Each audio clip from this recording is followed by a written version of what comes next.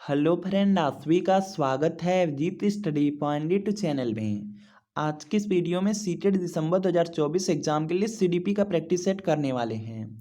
आज की क्लास में हम सीडीपी के 30 प्रश्न करने वाले हैं। सीटेट एग्जाम में 150 प्रश्न पूछे जाते हैं, 90 नंबर आपका पासिंग मार्क होता है। और सीटेट एग्जाम में देखेंगे सबसे ज़्यादा प्रश्न प्रीवियस ईयर क्वेश्चन पेपर से ही पूछे जाते हैं। लगभग 100 से 110 प्रश्न आपका प्रीवियस ईयर क्वेश्चन पेपर से रिपीट होता है। तो सीटेट एग्जाम के लिए प्रीवियस ईयर क्वेश्चन पेपर बहुत ज़्यादा इंपॉर्टेंट है। और यह सीटेट दिसंबर 2024 एग्जाम के लिए प्रीवियस ईयर पेपर है। यह आपका सोशल साइंस का क्लास 6 to 8 का पेपर सेकंड है। बिल्कुल इसी तरीके से आपको मैथ साइंस का भी मिल जाएगा। अगर आप प्राइमरी चाहते हैं तो प्राइमरी का भी मिल जाएगा। इसमें जून 2011 से लेकर के जुलाई 2024 तक आज तक सीटेट में जितने पेपर हुए हैं सबके सब पेपर इसमें दिए गए हैं। पूरे 14 साल का पेपर होने वाला है, आंसर की के साथ मिलेगा और इसी के साथ आपको एक्सप्लेनेशन भी मिलने वाला है। और एक ही में आपके सभी सब्जेक्ट रहेंगे, जैसे सीडपी है, social science, Hindi, English, Sanskrit है, मैथ, साइंस, ईवीएस है, सबके सब सब्जेक्ट आपको एक ही में मिल जाएंगे। तो वीडियो के नीचे डिस्क्रिप्शन बॉक्स में आपको एक लिंक मिलेगी, लिंक को क्लिक करना है, नाम मोबाइल नंबर फिल करके सिर्फ 20 रुपये का पेमेंट करना है। जैसे ही 20 रुपये का पेमेंट करेंगे, जो प्रीवियस ईयर पेपर का पीडीएफ होगा डाउनलोड हो जाएगा। और अगर इससे तैयारी कर लेते हैं तो सीटेट एग्जाम में काफ़ी अच्छा स्कोर कर सकते हैं। और अगर लिंक से परचेज करने में कोई प्रॉब्लम आ रही है तो यहाँ पे व्हाट्सअप नंबर दिया गया है। इस व्हाट्सअप नंबर पर आपको CTET previous year paper social science या मैथ साइंस या प्राइमरी लिख करके मैसेज करने हैं। जैसे मैसेज करेंगे रिप्लाई किया जाएगा, सिर्फ 20 रुपये का आपको पेमेंट करना होगा। और जैसे ही आप पेमेंट करते हैं आपको प्रीवियस ईयर पेपर का जो पीडीएफ होगा वो सेंड कर दिया जाएगा। तो इस नंबर पर व्हाट्सअप करके प्रीवियस ईयर पेपर परचेज जरूर कर लीजिए। चलिए क्लास को भी कंटिन्यू करते हैं। और आज की क्लास का आपका सबसे पहला प्रश्न है, नूर विद्यालय में अपना लंच बॉक्स लाना भूल गई तथा यह कहते हुए तान्या से उसका लंच साझा करने के लिए कहा कि तुम्हें आज अपना लंच मेरे साथ साझा करना चाहिए क्योंकि कल मैंने तुम्हारे साथ अपना लंच साझा किया था। लॉरेंस कोहलबर्ग के नैतिक विकास के सिद्धांत के अनुसार नूर का जो कथन है किस अभिविन्यास के प्रारूप को किस अवस्था पर दर्शाता है, यह आपको बताना है।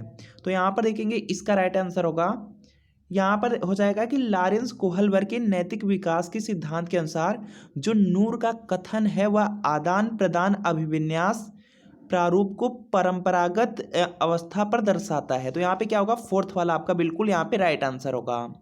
अगला देखिए प्रश्न आपका दिया गया है कि समाज में विभिन्न लिंगों के लिए उपयुक्त मानी जाने वाली जो प्रारूपिक विशेषताओं के बारे में जन सामान्य की अवधारणाओं को क्या कहते हैं। तो यहाँ पर देखेंगे इसका राइट आंसर हो जाएगा, इसको जेंडर रूढ़िवादिताएं कहते हैं। समाज में विभिन्न लिंगों के लिए जो उपयुक्त मानी जाने वाली जो प्रारूपिक विशेषताओं के बारे में जो जन सामान्य की अवधारणा है इनको जेंडर रूढ़िवादिता कहा जाता है। तो यहाँ पे फोर्थ वाला आपका राइट आंसर होगा। अगला देखिए प्रश्न आपका दिया गया है कि हाल ही में पाठ्यचर्या में ऐसी कहानियों को शामिल करने के लिए विवेकशील प्रयास किया गया है जिसमें पिता घर के कार्यों में लगा रहता है और माता साहसी गतिविधियों को करती है, यह कदम किस लिए महत्वपूर्ण है। तो यह देखिए हो जाएगा, यह जेंडर रूढ़िवादिता को समाप्त करता है। तो यहाँ पे क्या होगा, सेकेंड वाला आपका बिल्कुल राइट आंसर होगा। अगला देखिए प्रश्न है कि वाइगोस्की के अनुसार जब एक वयस्क बच्चे के निष्पादन के वर्तमान स्तर को सहयोग द्वारा विस्तारित करता है तो इसे क्या कहते हैं। तो ये देखिए आपके यहाँ से हो जाएगा, इसको पाणिया ढांचा कहा जाता है। थर्ड में दिया गया, थर्ड राइट आंसर है। अगला देखिए प्रश्न आपका इंपॉर्टेंट है कि जिन पियाजे के संज्ञानात्मक विकास के सिद्धांत के अनुसार परिकल्पित निगमनात्मक तर्क किस अवधि में विकसित होता है। तो यहाँ पर देखेंगे इसका राइट आंसर हो जाएगा अमूर्त संक्रियात्मक अवस्था में। अमूर्त संक्रियात्मक अवस्था होगा, फोर्थ में है, फोर्थ आपका राइट आंसर होगा। अगला देखिए प्रश्न आपका दिया गया है, खाली स्थान दिया गया है के अनुसार बच्चों के चिंतन के बारे में सामाजिक प्रक्रियाओं तथा सांस्कृतिक संदर्भ के प्रभाव को समझना आवश्यक है। तो यह देखिए हो जाएगा यहाँ से लेवाइगोत्स्की के अनुसार। और यह देखेंगे थर्ड में दिया गया, थर्ड राइट आंसर है। अगला देखिए प्रश्न आपका दिया गया है, यहाँ पर देखेंगे आपका अगला प्रश्न दिया गया है और इसका आंसर करना है कि पियाजे के संज्ञानात्मक विकास के सिद्धांत से निहितार्थ निकालते हुए एक ग्रेड 6 to 8 के शिक्षक को अपनी कक्षा में क्या करना चाहिए। तो यहाँ पर देखेंगे इसका राइट आंसर होगा कि ऐसी समस्याएं कक्षा में प्रस्तुत करनी चाहिए जिसमें तर्क आधारित समाधान की आवश्यकता होती हो। तो यहाँ पे सेकंड वाला राइट आंसर होगा। हार्वर्ड गार्डनर के बहुबुद्धि सिद्धांत के अनुसार तार्किक गणितीय बुद्धि वाले एक व्यक्ति की क्या विशेषताएं हो सकती हैं। तो यहाँ पर क्या हो जाएगा कि पैटर्न को खोजने की एवं तर्क की लंबी श्रृंखला को हल करने की क्षमता और संवेदनशीलता फोर्थ वाले में दिया गया है, फोर्थ वाला आपका राइट आंसर होगा। अगला देखिए प्रश्न आपका दिया गया है, वह प्रक्रिया जिसके द्वारा बच्चे आदतों, कौशलों, मूल्यों तथा अभिप्रेरणा को विकसित करते हैं और जो उन्हें समाज का जिम्मेदार एवं क्रियाशील सदस्य बनाती हैं, उसे क्या कहा जाता है। तो यह देखेंगे होता है आपका समाजीकरण होता है, और समाजीकरण फर्स्ट में दिया गया, फर्स्ट आपका राइट आंसर है। अगला देखिए प्रश्न आपका दिया गया है यहाँ पर, मानव विकास के संदर्भ में आनुवांशिकता तथा पर्यावरण की भूमिका के बारे में निम्नलिखित कथनों में से कौन सा सही है, यह बताना है। तो ध्यान से देखेंगे, यहाँ पे दिया गया है कि आनुवांशिकता और जो पर्यावरण है दोनों एक जटिल पारस्परिक क्रिया के रूप में मानव विकास को प्रभावित करते हैं। फोर्थ वाला बिल्कुल राइट आंसर है, तो फोर्थ राइट आंसर होगा। अगला देखिए प्रश्न इंपॉर्टेंट है, कई बार सीटेट एग्जाम में पूछा गया है कि एक प्रगतिशील कक्षा में, तो यहाँ पर देखेंगे इसका राइट आंसर हो जाएगा कि विद्यार्थी के द्वारा ज्ञान की संरचना की जाती है। फर्स्ट वाला आपका बिल्कुल राइट आंसर है। अगला देखिए प्रश्न है कि सतत एवं जो समग्र मूल्यांकन में क्या शामिल है। तो यहाँ पर देखेंगे इसका राइट आंसर हो जाएगा कि विविध प्रकार की रणनीतियों का प्रयोग करते हुए दोनों संरचनात्मक एवं संकलनात्मक आकलन का प्रयोग करना सतत एवं समग्र मूल्यांकन है। तो यहाँ पे क्या होगा, आपका फोर्थ वाला राइट आंसर होगा। अगला देखिए प्रश्न आपका दिया गया है, आपका देखिए अगला यहाँ पे प्रश्न दिया गया है और आपको आंसर करने हैं कि आपकी कक्षा के एक विद्यार्थी को विभिन्न स्रोतों से बार बार यह बताया गया कि उसके सामाजिक वर्ग के लोग शैक्षिक क्षेत्र में निम्न स्तरीय प्रदर्शन करते हैं। इस रूढ़िवादिता एवं परिणामिक रूढ़िवादी आशंका के प्रभाव को कम करने के लिए एक शिक्षक को क्या पहल करना चाहिए। तो यहाँ पर देखेंगे इसका राइट आंसर हो जाएगा कि विभिन्न सामाजिक वर्गों के रोल मॉडल से संबंधित कहानियों एवं उदाहरणों को प्रस्तुत करना चाहिए। फोर्थ वाला आपका यहाँ पे राइट आंसर होगा। अगला देखिए प्रश्न आपका दिया गया है, जल्दी से आंसर करने का प्रयास करेंगे कि एक समावेशी कक्षा में शिक्षक को क्या करना चाहिए। तो यहाँ पर देखेंगे इसका राइट आंसर हो जाएगा कि यह विश्वास करना चाहिए कि प्रत्येक बच्चे में अपनी योग्यता एवं शक्ति के अनुसार सीखने की क्षमता है। फर्स्ट वाला आपका यहाँ पे राइट आंसर होगा।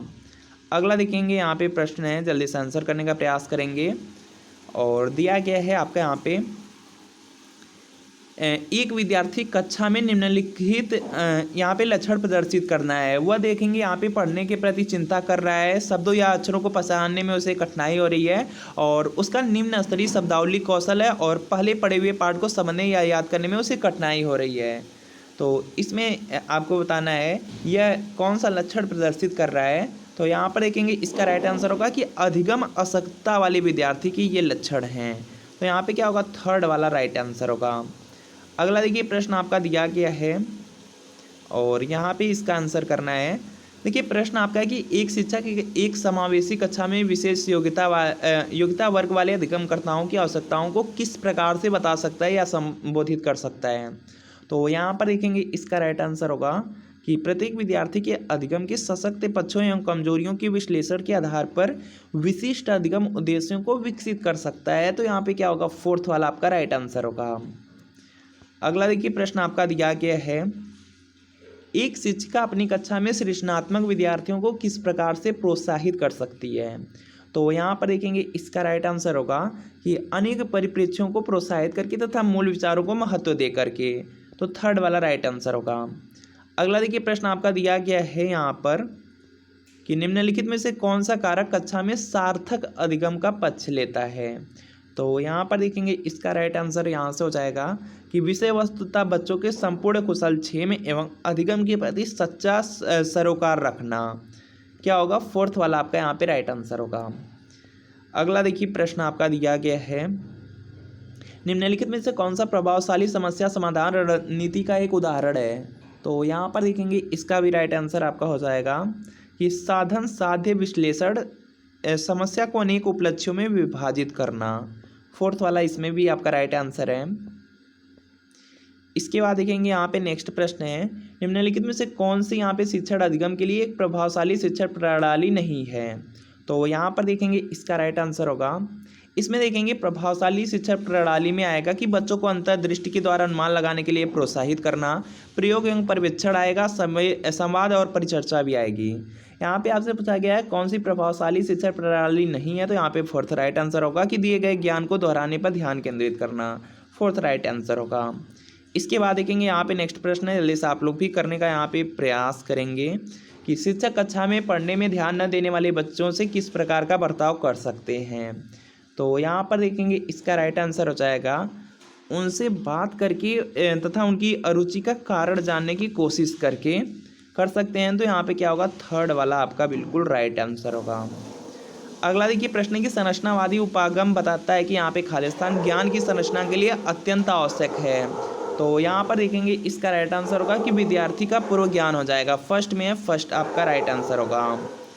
इसके बाद देखेंगे यहाँ पे नेक्स्ट प्रश्न आपका दिया गया है, बच्चे अनेक घटनाओं के बारे में सहानुभूति सिद्धांत की संरचना करते हैं, इस पृष्ठभूमि में एक शिक्षक को क्या करना चाहिए।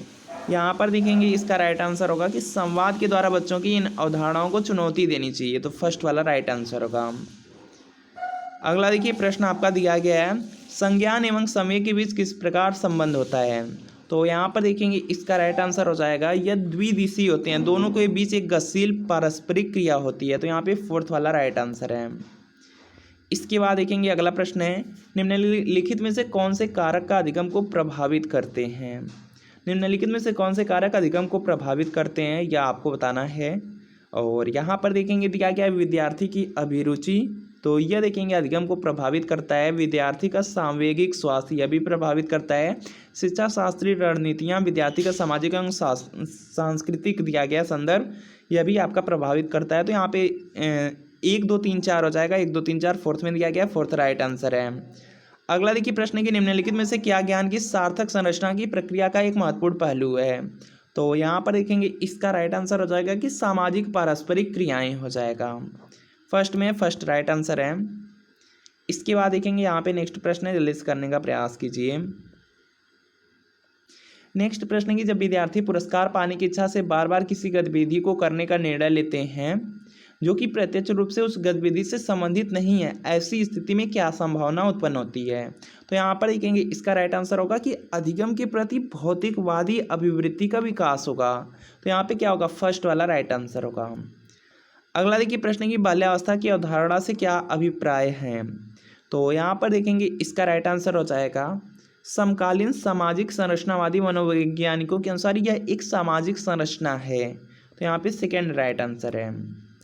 अगला देखिए प्रश्न की निम्नलिखित में से कौन सी मध्य बाल्यावस्था की विशेषता है। तो यहाँ पर देखेंगे इसका राइट आंसर हो जाएगा कि बच्चे तार्किक एवं मूर्त रूप से सोचना प्रारंभ कर देते हैं। यह देखेंगे मध्य बाल्यावस्था की यहाँ पे विशेषता है। तो यहाँ पे थर्ड वाला राइट आंसर है। अगला देखिए प्रश्न की परिवार एवं पास पड़ोस बच्चों के समाजीकरण की। तो यहाँ पर देखेंगे इसका राइट आंसर हो जाएगा, यह प्राथमिक एजेंसी हैं। परिवार और जो पास पड़ोस है यह बच्चों के समाजीकरण की यहाँ पे प्राथमिक एजेंसी है, और जो विद्यालय है वह आपका द्वितीयक एजेंसी है। तो यहाँ पे सेकंड वाला राइट आंसर होगा। तो फ्रेंड आपको बताना है कि इन 30 प्रश्नों में कितने प्रश्न आपके बिल्कुल सही हुए, क्या कमेंट आप लोग जरूर कीजिएगा। और अगर आप लोग सीटेट दिसंबर 2024 एग्जाम की तैयारी कर रहे हैं तो प्रीवियस ईयर पेपर अच्छी तरीके से जरूर कर लीजिए। और ये देखिए प्रीवियस ईयर पेपर है, इसमें सोशल साइंस का क्लास 6 to 8 का पेपर सेकंड मिल जाएगा, और बिल्कुल इसी तरीके से मैथ साइंस का मिल जाएगा। प्राइमरी से आएंगे प्राइमरी का भी मिल जाएगा। 2011 से लेकर के 2024 तक आज तक सीटेट में जितने पेपर हुए हैं सबके सब इसमें दिए गए हैं। आंसर की के साथ एक्सप्लेनेशन के साथ सभी सब्जेक्ट एक ही में मिलेंगे, CDP, social science, Hindi, English, Sanskrit, math science, EVS। तो लिंक डिस्क्रिप्शन में है, 20 रुपये का पेमेंट करके नाम मोबाइल नंबर फिल करके इसको परचेज जरूर कर लीजिए। लिंक से परचेज करने में कोई प्रॉब्लम आ रही है, व्हाट्सअप नंबर दिया गया, इस व्हाट्सअप नंबर पर CTET previous year paper social science या मैथ साइंस या प्राइमरी लेकर के मैसेज कर लीजिए। जैसे मैसेज करेंगे रिप्लाई किया जाएगा, सिर्फ 20 रुपये की पेमेंट करनी होगी। जैसे पेमेंट करते हैं आपको प्रीवियस ईयर पेपर सेंड कर दिए जाएंगे। तो मिलते हैं फ्रेंड नेक्स्ट वीडियो में।